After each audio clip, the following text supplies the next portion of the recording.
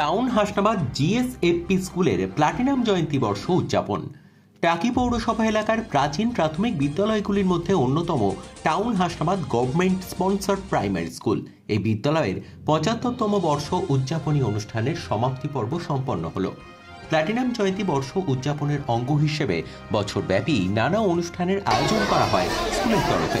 সোমবার ছিল তারই সমাপ্তি পর্বের অনুষ্ঠান। প্রদীপ প্রজ্বলনের মধ্য দিয়ে এই অনুষ্ঠানের সূচনা করেন টাকি রামকৃষ্ণ মিশন উচ্চ বিদ্যালয়ের প্রধান শিক্ষক পূর্ণময়ানন্দজি মহারাজ।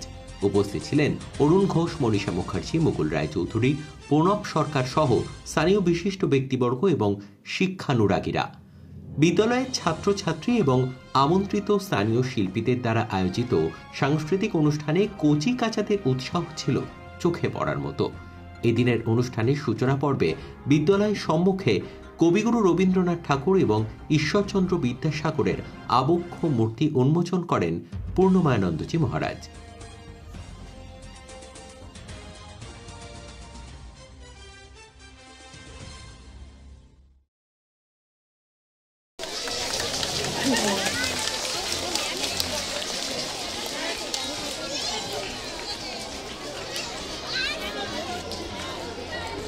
স্মরণ না করে কি থাকা যায়?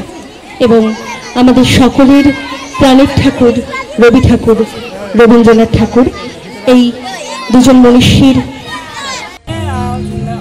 থেকে 1-4 পর্যন্ত ছিল, কিন্তু পরিস্থিতি কি এবার আমাদের স্কুলেই 5টা চালু হয়েছে। সেজন্য আমরা খুবই গর্বিত যে এই প্লাটিনাম জয়ন্তী বর্ষেই আমরা ক্লাস 5কে আমরা পেলাম। এর জন্য আমরা টিচাররা খুবই গর্বিত এবং আনন্দিত যে আমরা ওদের পেলাম।